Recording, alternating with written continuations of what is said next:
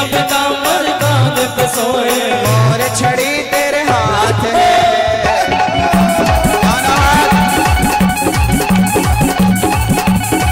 वाह वाह क्या बात है, वाह वाह क्या बात है, वाह वाह क्या बात है, वाह वाह क्या बात है, वाह वाह क्या बात है, वाह वाह क्या बात है, वाह वाह क्या बात है, वाह वाह क्या बात है, वाह वाह क्या बात है, वाह वाह क्या बात है, वाह वाह क्या बात है, वाह वाह क्या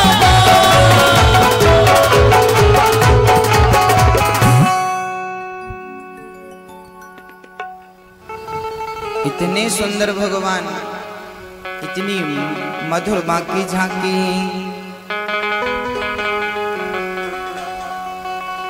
हाँ, ऐसे भगवान सांवरी सूरत पे तेरी दिल दीवाना हो गया। सांवरी सूरत पे तेरे दिल दीवाना हो गया। कितना प्यारा है सिंगार कि तेरे ले नजर उतार, कितना प्यारा है।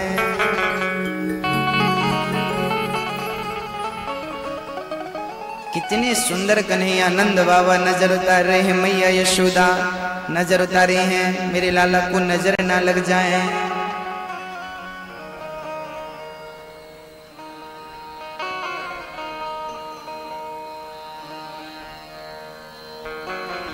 सारे ब्रजवासी बधाई देने के लिए लाइन में खड़े हैं, बधाई हो बधाई हो। नंद बाबा को याद आया कि कंस को पता चलेगा कि भाई तुम्हारे छोरा हुआ है और हमें बताया नहीं तो शायद वो गुस्सा हो जाए। इसलिए श्री नंद बाबा ब्रजवासियों के सहित कंस को बधाई देने गए अपने बच्चे की। आशीर्वाद दो महाराज। छकड़ों में सामान भर भर के श्री नंद बाबा चल पड़े। उसी समय कंस ने अपनी एक राक्षसी को भेज दिया, नाम था पूतना। कंस भयभीत हो चुका था जब से योग माया ने कहा था कि तुझे मारने वाला प्रकट हो चुका। बड़ा परेशान था कंस, क्या करूं क्या करूं क्या करूं। तभी मीटिंग रखी इमरजेंसी। कंस ने कहा भाइयों क्या करूं। तब पूतना ने कहा महाराज चिंता ना करो, मैं बच्चों को खाऊंगी, क्योंकि मैं खाती हूं तो जितने बच्चे हुए हैं मैं सबको मार डालूंगी, तो आपका भी दुश्मन होगा तो मर जाएगा। हाँ हाँ ये बात अच्छी है। चल पड़ी पूतना मौसी बच्चों को मारने के लिए। पूतना का काम ही था बच्चों को मारना। पूतना लोक बालघनी राक्षसी रुधिरासना, बच्चों का रुधिर मतलब रक्त पीती थी पूतना। चल पड़ी।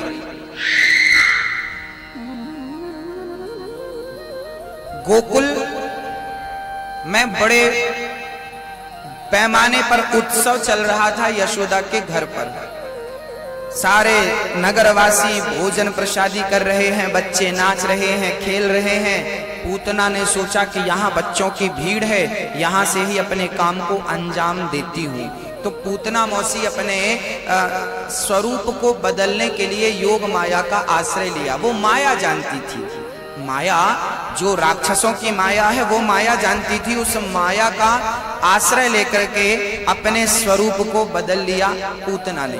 बहुत कुरूपड़ी थी, बड़ी भयंकर दिखती थी पूतना, लेकिन आज सज सवर करके आई है और बहुत सुंदर दिखने लगी वो। और चली यशोदा के महलों की तरफ। अरे यशोदा, अरे बहन आओ आओ, कहाँ से आई हो? अरे मोको ना पहचानी, मैं तेरे संग खेलती थी बचपन में। अब यशोदा मैया बुढ़ापे में दिमाग लगाई भी लगी, भगवान ये कब खेलती थी, ये कौन हो? पर क्या करना इतनी जानकारी निकाल के। बहन आओ बैठो, भोजन करके जाना। आपके आशीर्वाद से बुढ़ापे में छोरा भयो है। हमने तो उम्मीद छोड़ रखी थी, पर भगवान ने तो जो दिया बहुत बढ़िया दिया। हाँ हाँ, बड़ी कृपा है भगवान की। यशोदा मैया काम में लग गई, पूतना मौसी बैठ गई और देखने लगी कि बालक कहाँ है। तभी अंदर से रोने की आवाज आई। भगवान कृष्ण पालने में लेटे थे, अभी मात्र 6 दिन के थे, पालने में लेटे थे। माँ यशोदा उन्हें लिटाकर आई थी, अब रो रहे हैं भगवान। पूतना समझ गई कि बालक इस तरफ है, चली उसी रास्ते में। भगवान मानो अपनी माँ का इंतजार कर रहे थे कि माँ आएगी, दूध पिलाएगी, पर माँ तो नहीं आई।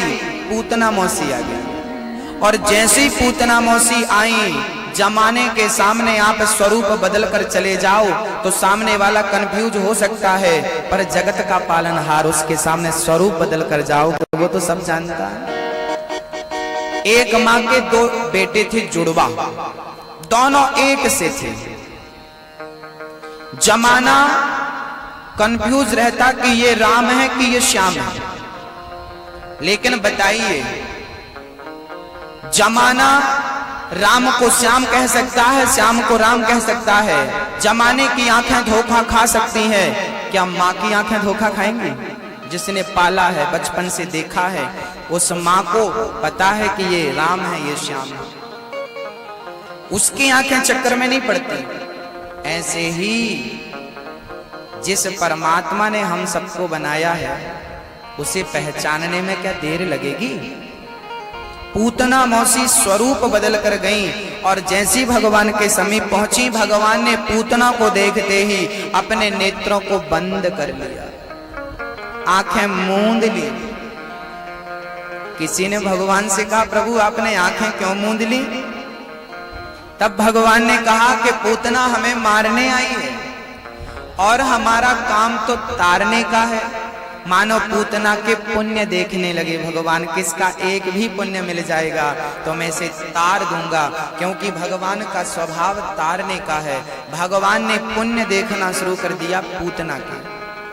अथवा भगवान ने आंखें इसलिए बंद कर ली क्योंकि पूतना मौसी जहर पिलाने आई थी भगवान को, और जहर पीने का काम किसका है? भगवान शिव का। मानो आंख बंद करके शिव का ध्यान कर रहे हैं, शंकर जी आओ मौसी जी जहर लाई है पी लो, इसलिए आंखों को बंद कर लिया। अथवा भगवान ने इसलिए आंखें मूंद ली क्योंकि पूतना मौसी भगवान को मारने आई है, जहर पिलाकर मारेगी। और जानते हो पूतना मौसी ने क्या किया? पूतना ने अपना स्वरूप बदल रखा है, दिखती कुछ और है, रियल कुछ और है, पर माया से कुछ और बनी है। भगवान कहते हैं इसका तन तो बहुत सुंदर है पर मन सुंदर नहीं है, और जिसका तन सुंदर है और मन सुंदर नहीं है, भगवान कहते हैं ऐसों को मैं देखना भी पसंद नहीं करता, इसलिए आंखों को कर लिया बंद। तन अच्छा है पर मन अच्छा नहीं। भगवान तन को नहीं देखते, आप गोरे हैं काले हैं, कोई लेना देना नहीं आपके तन से। आपका मन कितना सुंदर है, भगवान को इससे लेना देना है। इसलिए तन को धुलते समय थोड़ा मन में भी साबुन लगा लिया करो। जो मन की मैल न धोई, गंगा गया तो क्या हुआ। गंगा में जाकर बंदे तन की तू मैल धोता, गंगा में जाकर बंदे तन की तू मैल धोता। जो मन की मैल न धोई, जो मन की मैल न धोई, गंगा गया तो क्या हुआ। तन में तो बहुत साबुन लगाया, तन को बहुत साफ किया, मन को भी तो साफ कर लो। आप में से कितने लोग हैं जो गंगा नहा चुके हैं? हाथ उठाओ।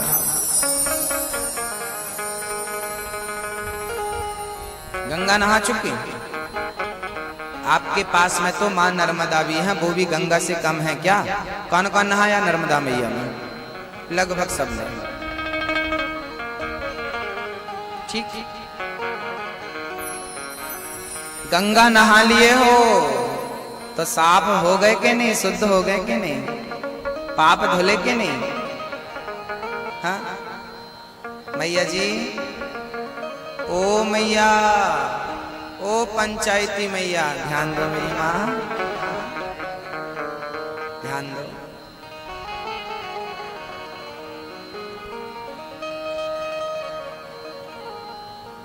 आप एक काम करो, एक सीसी लो, सीसी कांच की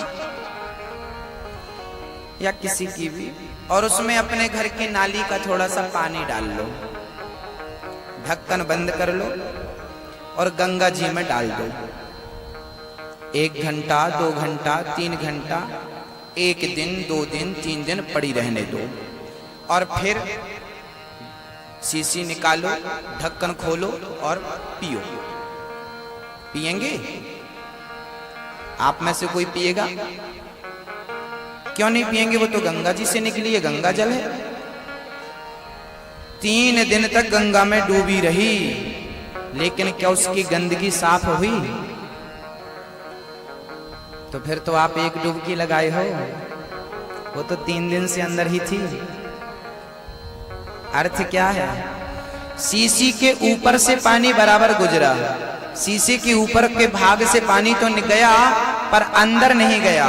हाँ, यदि ढक्कन खुला होता तो फिर वो अंदर का कचरा निकल जाता और उसमें गंगा जल भर जाता।